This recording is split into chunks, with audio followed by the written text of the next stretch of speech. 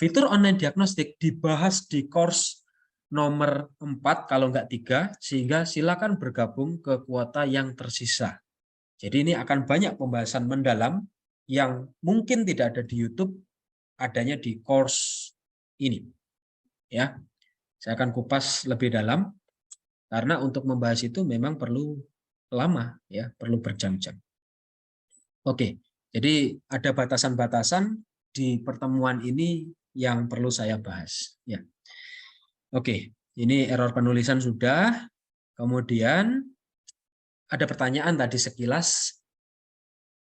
Ini adalah bentuk bahasa ladder, ya. Kalau di main OB1 klik kanan properties, ya. Bahasa kita ini adalah ladder. Kalau ini saya ubah menjadi bentuk FBD, function block diagram, klik OK, maka bentuknya seperti ini, teman-teman. Waduh, Pak, ini maksudnya apa nih gitu ya? Di mana M07 dan Q00 itu adalah ini simbol rangkaian OR. Yang ini simbol N. Begitu, ya. Kita bandingkan. Coba Pak kembalikan lagi ke ladder. Oke, saya kembalikan. Ladder, oke, begini. Diingat-ingat ya, ini adalah OR. Begini aja dulu. Kalau biar nggak bingung ya, begini. Ini adalah OR. Gerbang OR adalah gerbang dari dua input yang paralel. Katakanlah saya punya M01 dengan M02. M01 dengan M02. Begini ya. Operasi OR. Ini bentuk FBD-nya, teman-teman. Klik kanan, properties, ada bahasa FBD, oke. Nah, hanya satu gerbang di-outputkan ke simbol sama dengan. Ini, sama dengan. Jadi output gerbang logika dasar itu di sini sama dengan Q0.0. Bagaimana Pak kalau outputnya 2? Ya, bisa dikira-kira sendiri. Bagaimana kalau outputnya 2? Saya akan bermula dari ladder, saya cabang begini. Maaf, saya kasih cabang Q0.1. Ini. Bagaimana rangkaian FBD-nya? Klik kanan, properties FBD. Oke. Nah, ada dua. Ya, ini untuk rangkaian OR. OR input sama OR output. Kemudian, bagaimana jika rangkaiannya N? Sifat gerbang N adalah jika inputnya 000, jika inputnya 01 adalah 0, hanya akan 1 jika 11, yaitu hafalan. Ya, kalau saya istilah singkatnya, gerbang N itu peka terhadap input 0. Jika ada salah satu inputnya 0, udah pasti outputnya 0. Tidak perlu menunggu input-input yang lain. Dia akan peka 0. Ya. Nah, bagaimana jika gerbang N? Kalau N berarti bentuknya begini, teman-teman. Nah, M02, yaitu seri. Di mana kalau seri ini aktif, tidak bisa lanjut. Kalau ininya tidak aktif. Jadi kan harus dua-duanya nih. Ini seperti jalan selokan, jalan selokan, jalan begitu ya. Maka harus ada jembatannya, harus aktif ya, harus aktif dua-duanya. Bagaimana bentuk FBD-nya? Menjadi seperti ini. Ya, gerbang N. Inilah function block diagram. Kapan kita menggunakan function block diagram atau kapan menggunakan ladder? Sebenarnya perlu kita kuasai bersama. Kenapa? Karena style atau gaya programming mesin-mesin yang diprogram oleh orang-orang Eropa dengan mesin-mesin yang diprogram oleh orang-orang Jepang memiliki kombinasi bahasa ladder dan FBD, bahkan instruction list. Begitu. Jadi ini soal penyesuaian di lapangannya. Bukan lebih mudah mana, Pak? Ya kalau sudah terbiasa sama-sama mudah, begitu. Ya, sama-sama mudah. Ceritanya kita bukan programmer utama, kita di pasar Indonesia itu paling banyak sebagai pemakai. Bukan inovator. Mesin paling banyak beli, sehingga kemampuan PLC di sini kita belajar programmingnya paling banyak dipakai nanti di 80%-nya adalah teknik troubleshooting-nya. Tidak membuat program PLC secara awal. Mulai dari baru itu jarang, Mas. Kecuali nanti teman-teman lulus dari SMK atau SMA, lulus dari perguruan tinggi, dapat pabrik yang benar-benar belum ada pabriknya, yang instalasi baru, itu baru bikin pabrik baru. Atau membuat fungsi baru dari pabrik, ada tambahannya, oh itu perlu program dari awal. Nah, yang saya jelaskan ini adalah program dari awal. Nanti kompetensinya pada saat kita berhadapan dengan pabrik atau mesin yang sudah ada, itu sudah diprogram oleh orang lain, sudah jalan, nggak ada masalah. Kemudian tiba-tiba bermasalah, maka di sini skill yang diperlukan adalah troubleshoot.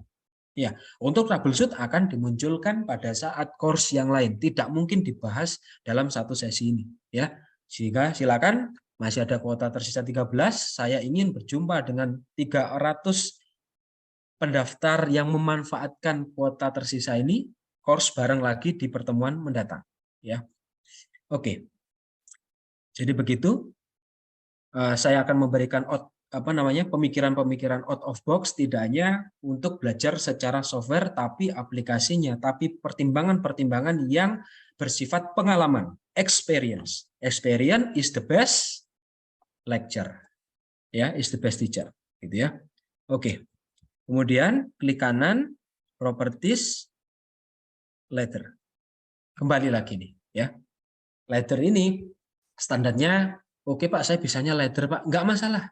Kita akan teruskan, yang penting mesinnya jalan, yang penting sistemnya jalan dulu. Ya, yang penting mesinnya jalan dulu, tahu prinsip ladder itu yang dikejar dulu.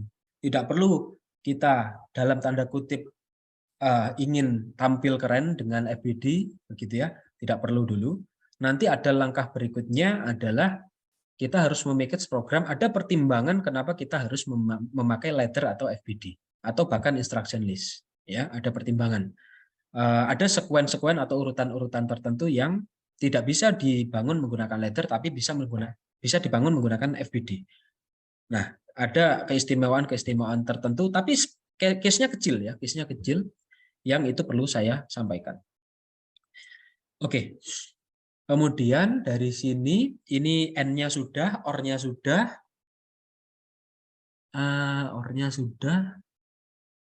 Oke. Terus kemudian apa? Berikutnya disimpan dulu, save project.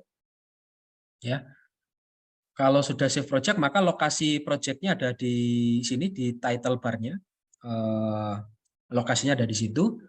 Kemudian kalau ingin mengcopy itu tidak bisa file tunggal, tidak bisa file. Nanti di dalamnya ada beberapa file. Misalkan ya, saya menuju ke C user document automation. Berarti C, gitu ya.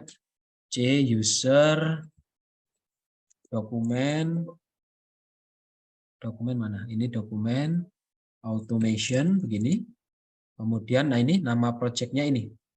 Satu folder ini berisi file projectnya. Ini harus di copy semuanya, Mas. Ini ya, diklik kanan, copy, gitu ya. Kemudian ekstensinya adalah ekstensinya mana? Ini .ap18 ini harusnya. Coba saya munculkan ekstensinya dulu. Option, view, hide extension, apply. Nah ini ya, .ap18 ya.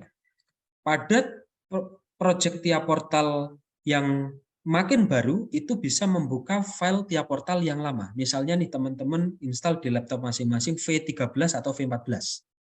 Kemudian saya diberi oleh teman-teman diberi file project berekstensi AP14. Maka pakai versi 18 saya bisa buka. Saya bisa buka. Tetapi sebaliknya kalau teman-teman saya beri AP18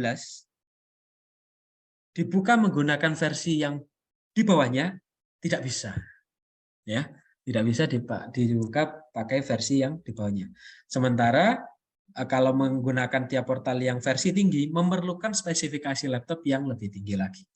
Gitu ya. Jadi usahakan satu style yang sama, satu gaya yang sama. Jika sudah pakai V14 maka terus-terusan di lingkaran temannya, di lingkaran programmer misalkan, maka V14 saja untuk bertukar-tukar file.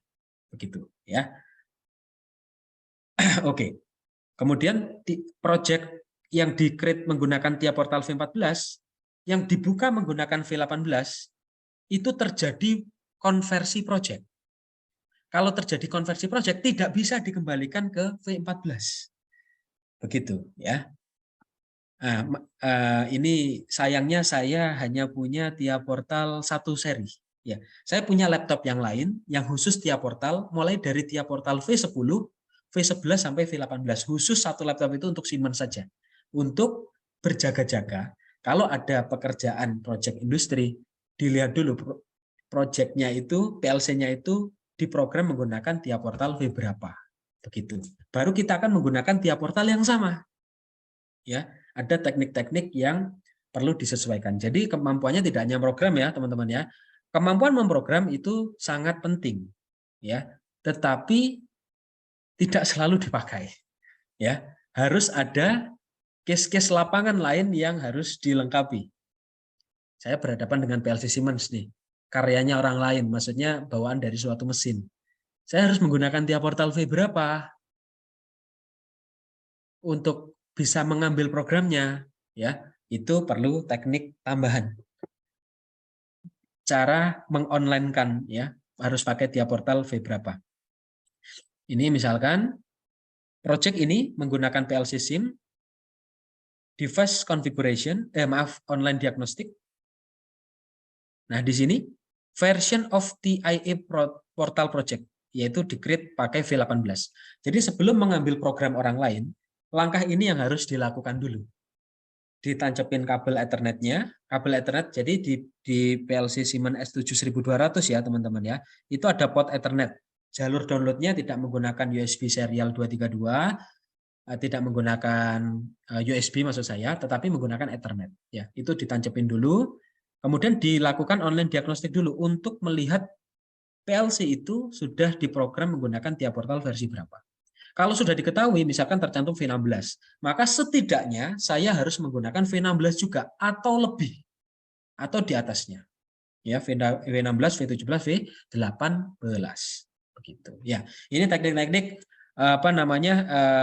tambahan yang secara materi perlu saya sampaikan karena kompetensinya berhadapan dengan PLC tidak hanya urusan program, tapi urusan settingnya juga banyak, ya, juga banyak. Oke. Berikutnya ke sesi tanya jawab aja ya. Ini tadi saya melihat melihat lagi beberapa diantaranya adalah silabusnya, gitu ya. Jadi secara pembahasan instruksi akan banyak sekali ya, teman-teman ya. Ini di tab sebelah kanan instruction begini. Yang kita sudah bahas itu adalah normally open. Saya coba nambah network ya di sini ya. Yang sudah kita bahas baru saja itu adalah normally open, normally close, output assignment begini ya. Kemudian yang lainnya belum ya. Seperti not, kemudian set reset, reset set ini banyak banget nih ya. Banyak banget dan pasti dipakai di industri. Namun skopnya kecil, skopnya itu atau lingkupnya kecil ya, tapi pasti ada set reset begitu ya. Oke, kemudian timer juga menjadi course pendatang di pertemuan mendatang ada timer on, ada timer off begitu ya. Ini overview saja untuk menunjukkan seberapa sih luasnya pembahasan PLC dalam core station ini begitu ya. Ada banyak. Ada counter up, ada counter down, kemudian ada komparator ya. Dan juga saya akan kombinasikan untuk berjalan menggunakan simulasi factory I/O. Karena saya tidak punya plan. Plan itu yang saya maksud nggak mungkin saya online dari pabrik begitu ya. Kemudian menunjukkan ini ya teman-teman ya, kita akan gerakkan valve yang sebenarnya, motor yang sebenarnya. Maka kita akan menggunakan factory I/O ya. Factory I/O. Oh iya, ini saya install ulang PC ya. Saya masih ingat, saya ingatnya masih ada factory I/O-nya, ternyata sudah nggak ada ya. Oke, jadi factory I/O itu nanti simulasi pabrik ya, factory I/O begini. Yang beberapa teman-teman di sini saya yakin juga sudah pernah, tetapi masih banyak yang juga belum kayaknya ya. Simulasi 3D nanti bisa di-connect ke PLC Siemens. Maksud saya tiap portal tanpa perlu hardware bisa kita jalankan untuk satu buah konveyor saja. Pembahasan satu buah konveyor saja itu sudah mendalam ya. Sensornya itu tipe NO atau NC, kemudian motornya itu NO atau NC, forward atau reverse, bagaimana melakukan start stop konveyor, di start, di stop berapa barang begitu ya. Jadi ini Factory I/O itu adalah sebuah simulator 3D plan factory untuk membuktikan pemahaman-pemahaman, wawasan-wawasan kita mengenai apa yang sudah dibahas di programming. tiap portal. Ya, memang sudah banyak di YouTube untuk program jadi menggerakkan Factory.io. Sudah banyak. Teman-teman juga bisa mempelajari. Namun sesi interaktif kalau memunculkan case di industri itu yang begini ini dipakai atau enggak Pak? Begitu ya. Dipakai di bagian mana? Industri apa? Itu enggak ada di YouTube. Hanya perancangan logika bahwa di industri itu diyakini itu dipakai, ada, begitu ya. Nah, itu yang ada di YouTube ya. Tapi kalau itu kita menggunakan instruksi set reset itu kapan Pak? Reset set kapan? Menggunakan tipe M kapan ya? Itu harus bergabung dengan plan ya, teman-teman ya. Harus benar-benar praktek gitu ya. Nggak hanya memahami seperti penjelasan saya, ini pakai M ya, pakai I gitu ya. Itu hanya untuk memahami instruksinya. Setelah paham instruksi, diaplikasikan ke apa itu harus juga tahu ya. Oke, conversion ini tidak masuk, hanya sampai terakhir kalau tidak salah apa? Sistem data ya, sistem data, pembahasan tentang bit, byte, word, double word pada PLC Siemens ya, sistem data. Oke, itu saya akan masuk ke Q&A, masih ada beberapa menit. Ada pertanyaan, untuk pelatihan tiap portal menggunakan versi yang berbeda, apakah tetap bisa diikuti? Tadi saya sudah membahas ini. Sebaiknya kita samakan dulu agar pada saat bertukar file project yang di-share melalui Google Drive atau file penyimpanan yang lain, bisa kita lanjutkan. Gitu ya. Kita samakan dulu. Kalau yang menyamakan, kalau kita samakan di versi yang tinggi ya nggak bisa Pak, karena spesifikasinya laptop saya nggak cukup, misalkan begitu ya. Kita pakai versi yang paling rendah, biasanya V11 atau V12. Ya, begitu. Izin bertanya pertanyaan berikutnya adalah apabila suatu CPU PLC sudah kita program menggunakan tiap portal versi tertentu, apakah bisa kita edit kembali tetapi menggunakan ini tadi sudah masuk pembahasan saya juga.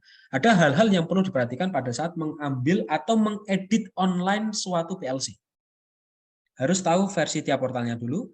Setelah tahu versi tiap portalnya, harus tahu versi firmware-nya berapa. Begitu, ya. Pertanyaan berikutnya. Untuk aplikasi PLC Sims-nya tidak ada ya, Kak? Oh, nanti di-share. Kayaknya belum include ya. Oke.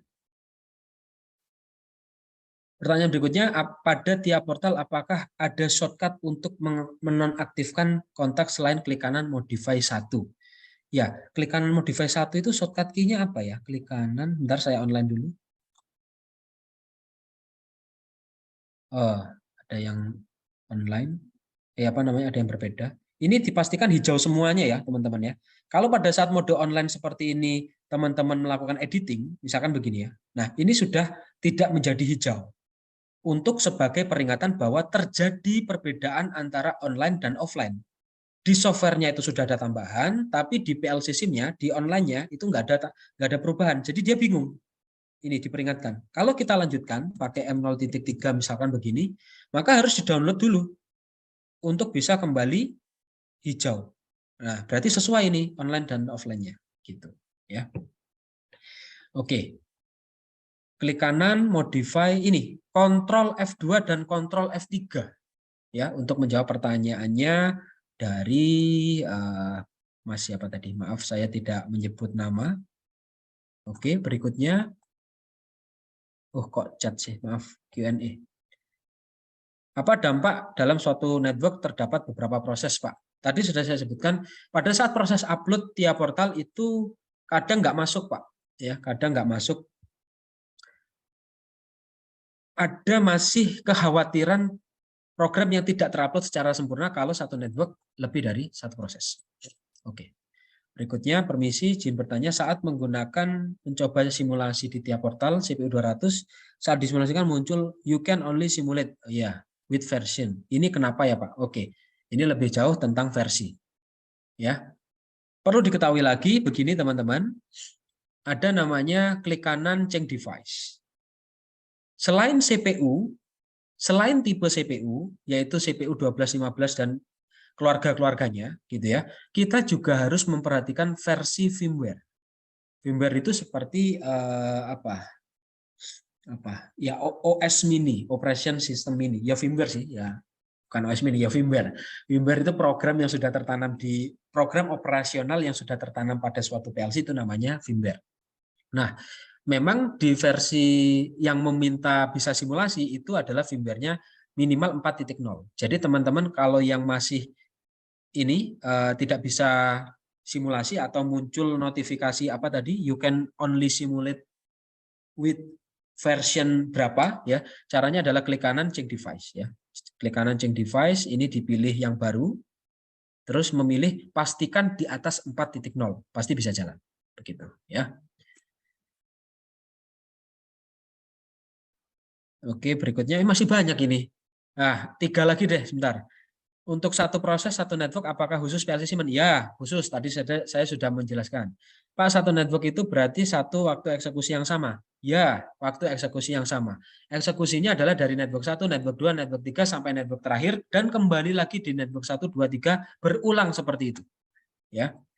Ada pertanyaan bedanya tiap portal sama Simatic Manager. Tiap portal digunakan untuk memprogram PLC S7300, 1200, 1500 dengan versi firmware di atas 3.0. Ya, di atas 3.0. Kalau Simatic Manager adalah di bawahnya. Tapi nggak patokan juga sih. Loh, itu nyatanya saya bisa tuh pakai tiap portal untuk firmware di atas di bawah 3.0. Iya, bisa, tetapi hanya beberapa. Ya, hanya beberapa. Network itu apakah sama dengan rung? Iya, sama. Network di Siemens sama dengan rung di beberapa PLC yang lain. Ya, sama. Sudah kayaknya ya, saya batasi ya. Atau gimana nih? Mbak Admin bisa menginformasikan waktunya? Pak Ibu, kita udah selesai nih materi Oke. keduanya. Ya, Kebetulan, mohon maafin ya. Banyak pertanyaan Iya, yang tidak terjawab ya. Bukan saya tidak mau menjawab, tapi waktu yang membatasi ya. oke. Ya, saya cukupkan ini ya. Ya Pak. Ya, Baik juga terima Pak Ibu, kasih. terima kasih banyak ya untuk pemaparan materi di sesi keduanya.